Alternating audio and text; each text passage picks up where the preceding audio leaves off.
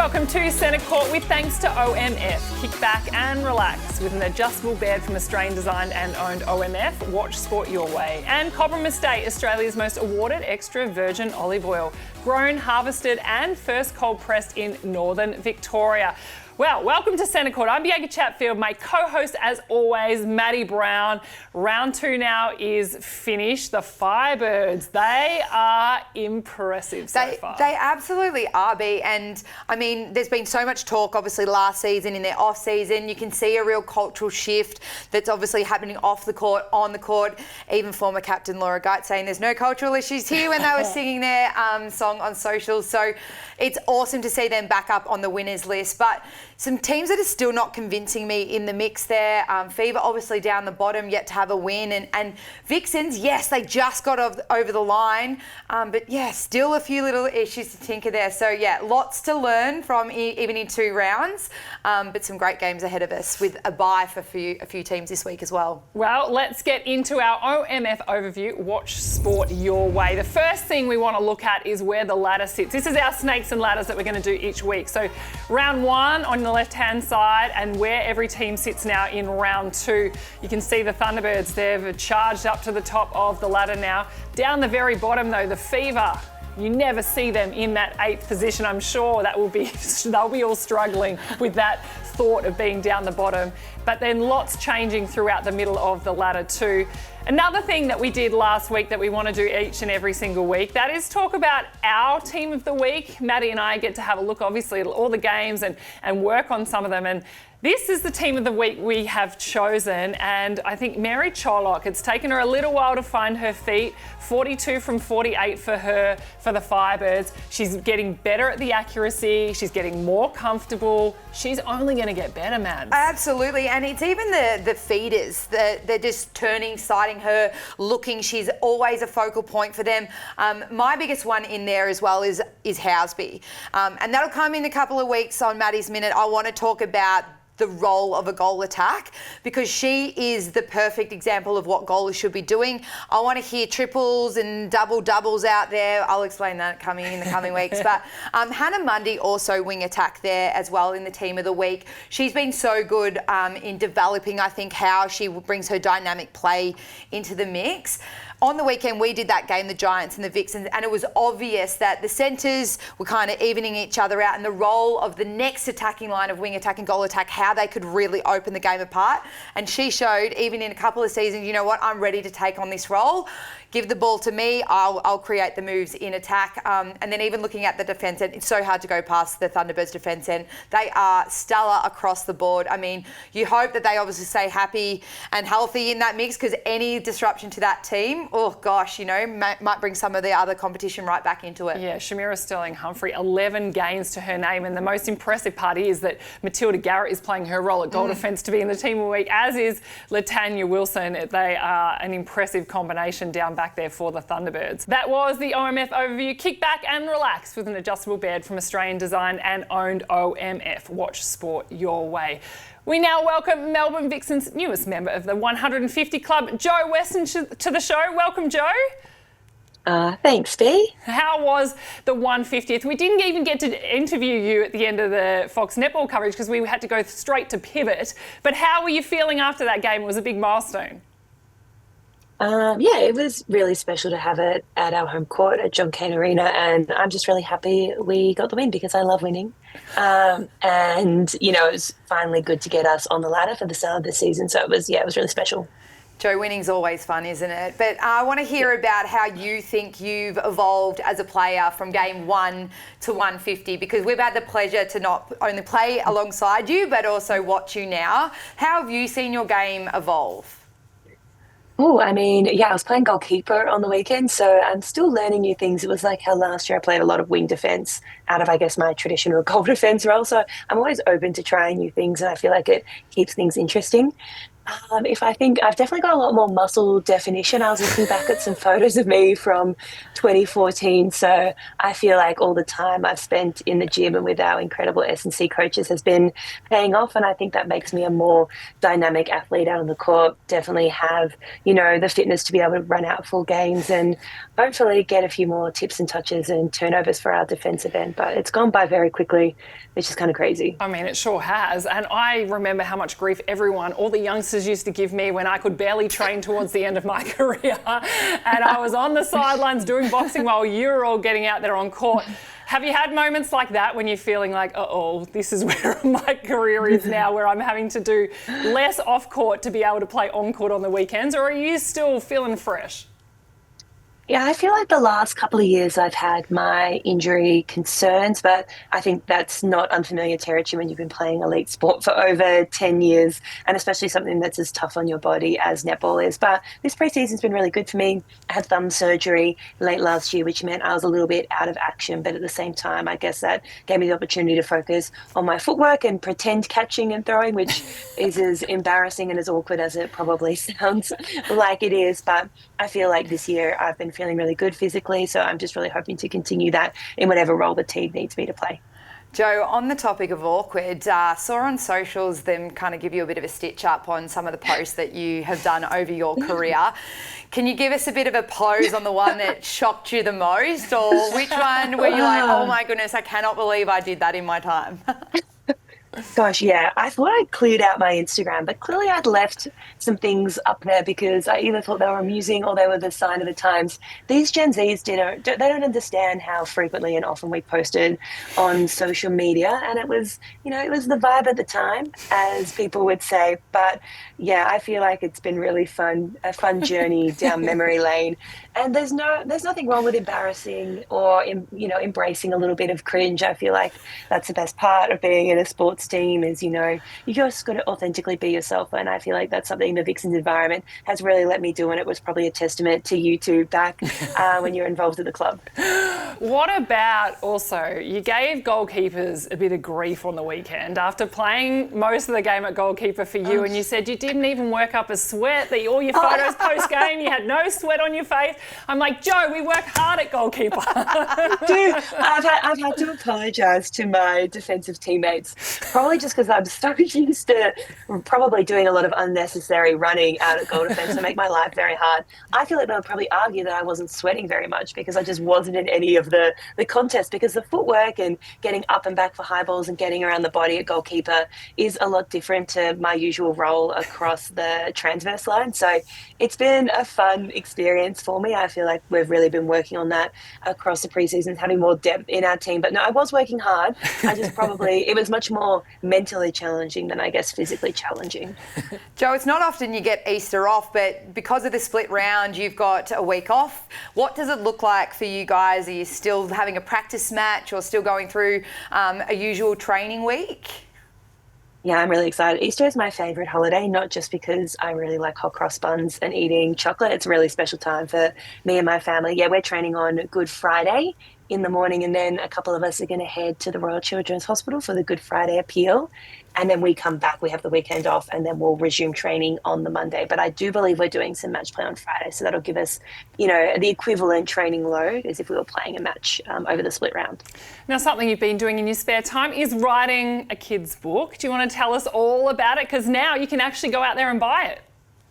Yeah, it's officially out in stores now, and it's a series called Netball Besties, and the first book, The Mystery of the Missing Billy, came out last week. And I also played my 150th game in the same week. It was a bit too much spotlight on me, which is crazy because obviously I'm an attention seeker, but it was a little bit too much. So I'm going to go on a media, this is my last interview. You're never going to hear from me again. I'm going on a media lockdown after this. But yeah, I'm really excited for people to finally get their hands on it and read it. It's, as the title sort of suggests, it's a mystery, but it's also about adventure and friendship. And it's got my beautiful dog, Billy, the Australian Shepherd. She's really the star of the show.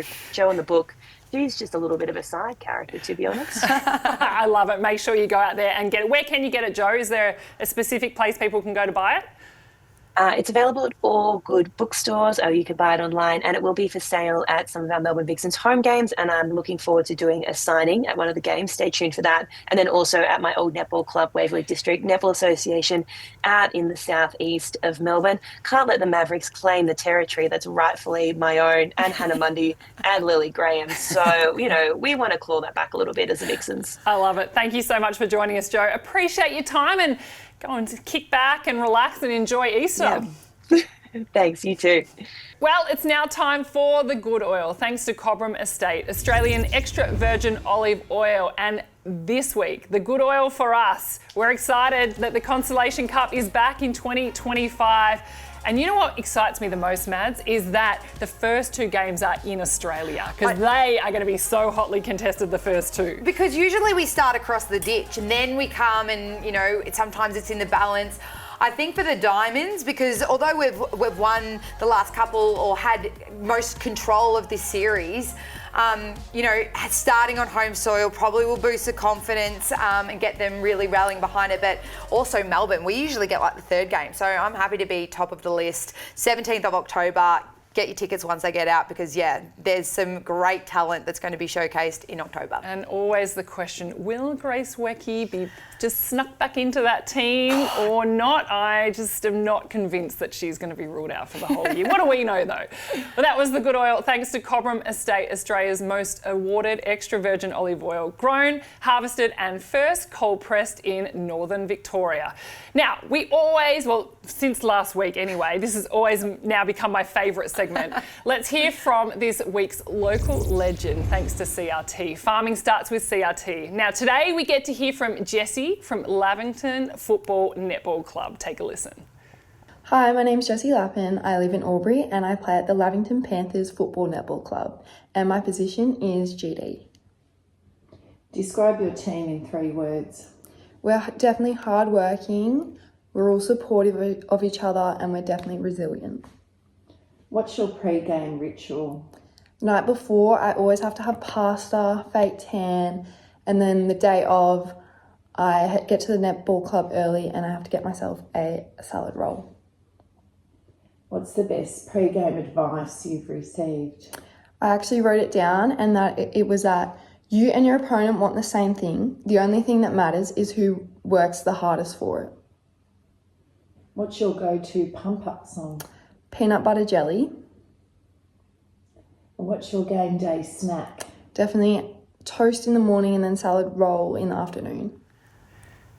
Jessie, we're on the same wavelength. That fake tan was important before a game for me the night before. And as you can see across Suncorp Super Netball, very important for a lot of the players out there as well. Maddie, what was your routine before a game, the night before a game? Look, I wasn't a big fake tan. I mean, I usually got a natural glow in the summer. But I know people hated that. But what I loved of Jessie was the salad roll. A local salad roll, there is nothing better than going to the local canteen at your football netball club and getting the salad roll. So that would be part of my game ritual as well. Well, that was local legends. No matter where you live or what you farm, it starts with CRT. If you want to be part of our local legends segment, though, get in touch with us. Jessie, we really appreciate you doing that for us this week. We can't wait to see who we have next week. We'll put our socials on screen right here, and you can make sure that you get in touch with us, and we would love to have you as part of the show.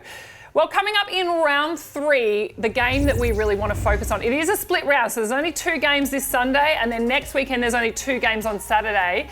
And this is the Thunderbirds and Swifts that will be happening Sunday afternoon. It's the second game of the day. And this is what they've looked like in the past. A very big rivalry these two teams have together. And we see a Swifts completely rejuvenated from what we saw last year. We see a Thunderbirds that are very similar to what they put out there last year that was so successful for them. Maddie, how do you see this one playing out? I think it's you look at those results, and Thunderbirds have won all of those last 5 encounters. I think it could be a very different result on the weekend. Swifts looking very strong. They got challenged a little bit by the Mavs with their comeback, but still stayed really strong. But yeah, I mean, I'm going to love that circle. It's very international flavour. There's the Jamaican, the New Zealand and the England all down one end. Watch the elbows flying, I think. Watch the strategies that's being played. But for me, I think the mid-court will be really, really important. And the Swifts that Verity Simmons and even Paige Hadley, their connection's really starting to grow, and they're sighting Wecky really early, so that's going to be a big threat. And the first time I think like Wecky's going to be under probably the most pressure in having Shamira Sterling-Humphrey on her as well. That's going to be exciting to watch. Time now for our Struddy's Social Scoop. Struddy's innovating netball apparel. Now this week we have a question from Kiara. Now she asks, is there another way to go about relisting a player when it means another player has then missed out on exploring other options? Now, she's talking about the Micah Mwenda and Janelle Fowler-Nemard situation at the moment. That's a real tricky one, and it's something that I know, Maddie, you have a lot of thoughts on. So I do have a lot of thoughts. It's a great question, Kiara. A great question. And do you know what, Kiara? You sent this through, and we want you to keep sending through on our socials as well for this segment. But before we get to that, I'm going to go straight to Maddie's Minute, because Maddie's Minute this week is all about this. So, Maddie, take it away for me. Thanks, V. I do think this is an issue, and it has been playing in a couple of different situations so far in this season. That's the prime example. I mean, MJ is such an incredible player. Could she be on a list somewhere else? Could she be utilised in a better way? I think the biggest area is, and Mavs, go watch the Mavs socials. They've got a really good explanation on the two types of replacement players. We've got the temporary and we've got the permanent. I think we just get rid of the word temporary and permanent. We just have replacement player. As to the extent of how long they can be in will obviously be determined by the injury or the reason why that player is missing the season.